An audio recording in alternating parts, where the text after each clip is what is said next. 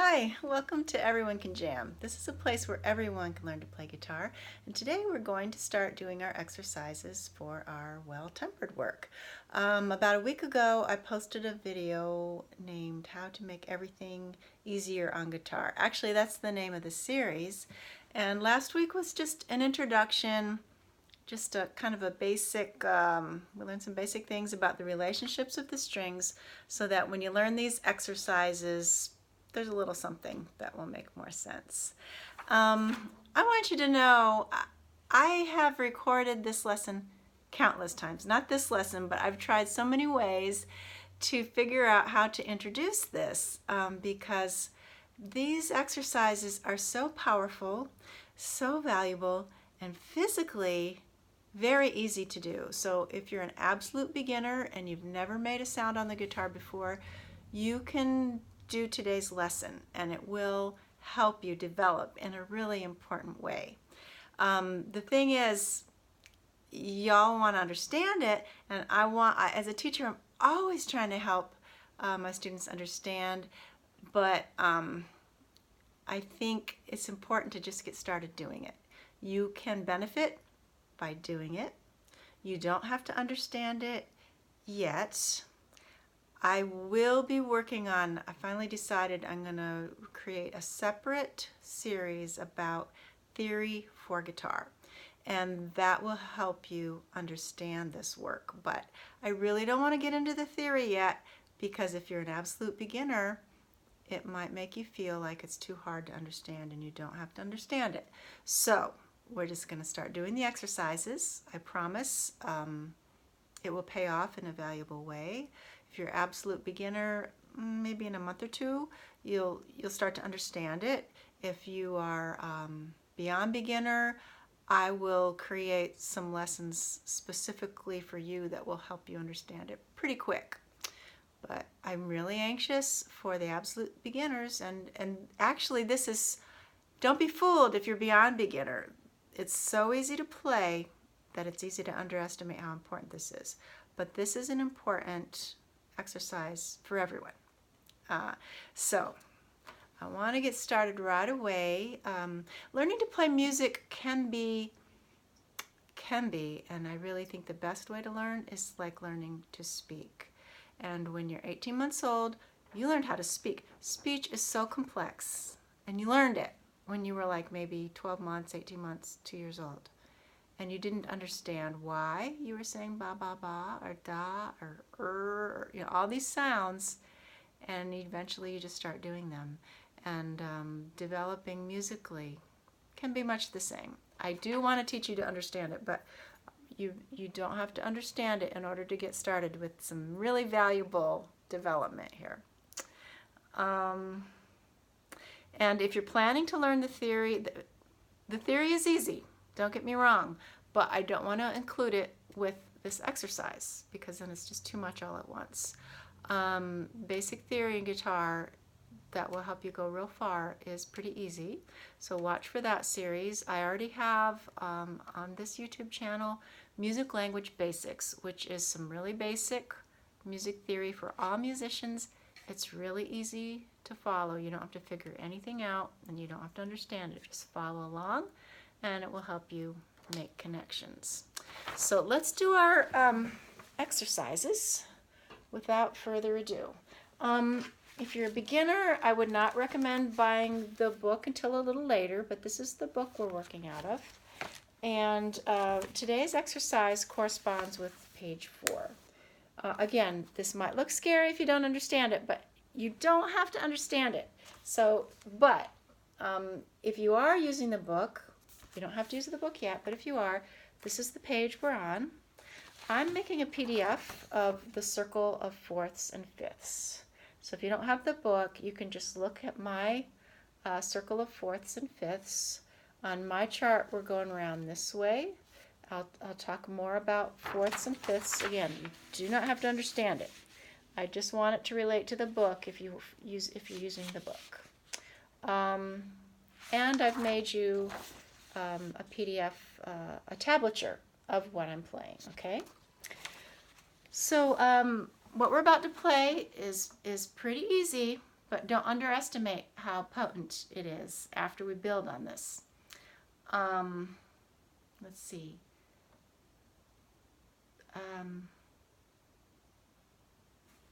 Whatever I was going to say, I forgot what it was.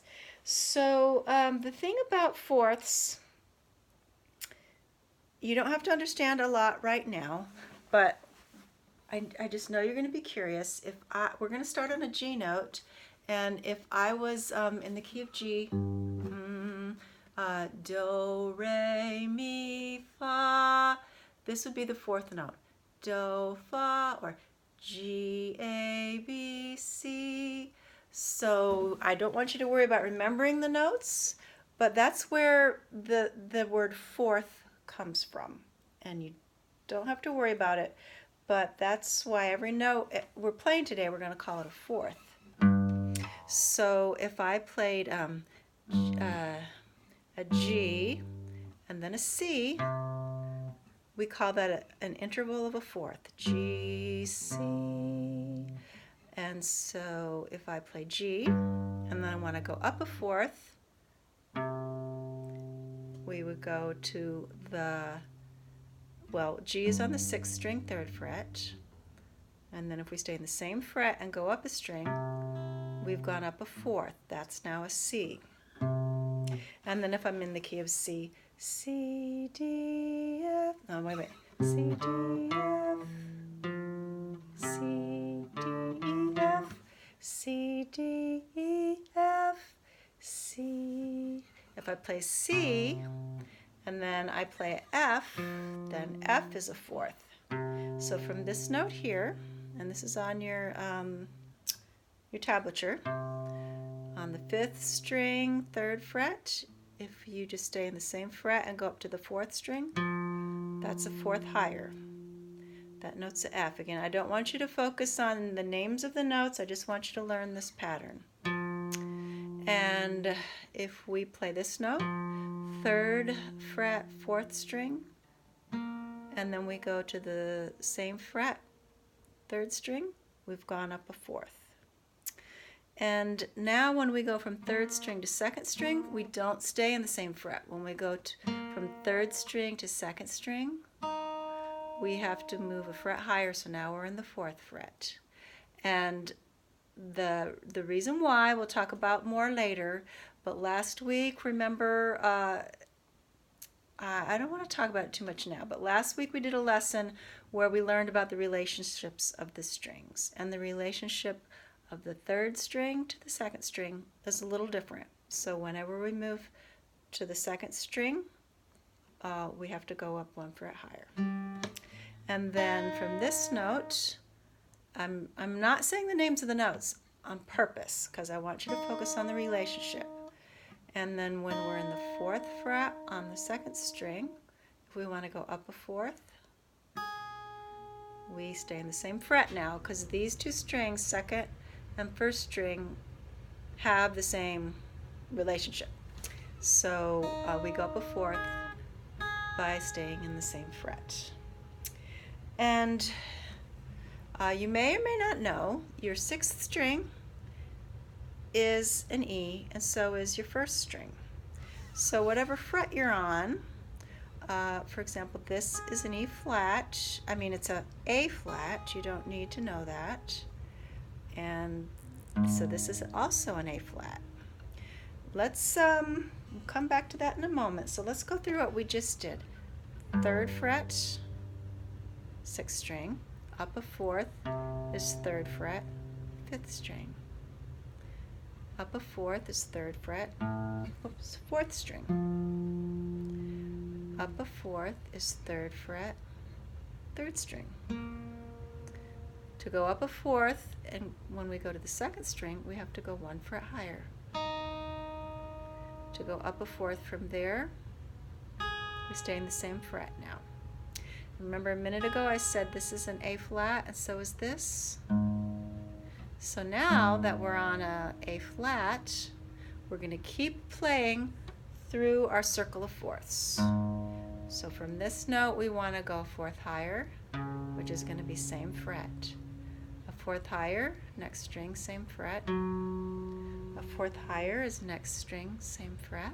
And now that we're going to the second string, a fourth higher is going to be a fret higher too. But from second string to first string, stay in the same fret. Some of you may be more familiar with this fret. This is the A note on the first string. That's also an A note. So we haven't gone up a fourth, we're just still on an A note. And now we're going to go through that pattern again. We're going to go up a fourth. We go up a fourth. Same fret, next string is up a fourth. We're on the third string now, so when we go to the second string, we have to go one fret higher. And from the second string to the first string. And so now you'll start to see the pattern, and the pattern continues. I promise you'll see the value in this soon. Music is all about relationships. If this book that, by the way, I don't get kickbacks or anything. I have just found it so valuable for myself and for my students that I want everyone to learn how to do it. And I'm the kind of person sometimes I'll buy someone's CD just because they gave a good concert and I want to support their work, and I don't even listen to CDs. I just bring it home and I throw it in the stack with all the other CDs I don't listen to. But this book I use, so if you're the kind of person that likes to just vote for something good or show your appreciation, you can buy the book. But as a beginner, I do warn you, it can be intimidating at first. You'll need a helper or watch these lessons. And anyway, I'm not getting kickbacks, this is the point. I just think it's valuable. But you can totally learn a lot from the lessons I'm sharing, and you can learn to be independent with the book once we kind of get rolling a little bit. Let's see. Once you get familiar with the pattern that we just played, I'll play it again real quick for you. Here, here, here, here, one fret higher. Then don't ever play a note like it doesn't matter. This is an opportunity to focus on your technique, to focus on the tone and the sound of your notes. You could try playing it with your eyes closed, and all those things will help you develop and be more versatile with your guitar playing. It will help you in many ways. You'll start to see soon. Hard to explain at the beginning, but the purpose of doing these exercises is so that the sounds on your guitar will be second nature to you, just like singing or speaking. You won't have to think so hard, and when you do study the theory, it will be easier to find what you're studying on your guitar and use that knowledge. Let's see. So the only other thing I wanted to say is that once it gets familiar, you can use this as kind of a form of meditation. There is something magical about vibrating strings, and if you're patient and you just play each note like you mean it, have faith that you're progressing towards something truly wonderful, then these vibrating strings, they do affect us physically, and like way more than synthesized sounds. A vibrating string is kind of special. We'll talk more about that some other time. But they will make you feel good. And please remember to like and subscribe to this channel. We now have 1,000 subscribers, which means that we can go YouTube Live. And so especially with this topic, I think it's going to be helpful maybe real soon we can actually communicate, two-way communication, and answer questions. So I like to finish before 15 minutes. So my time's about up, and I will see you again in lesson 3 of how to make everything easier on guitar. Thanks. Bye.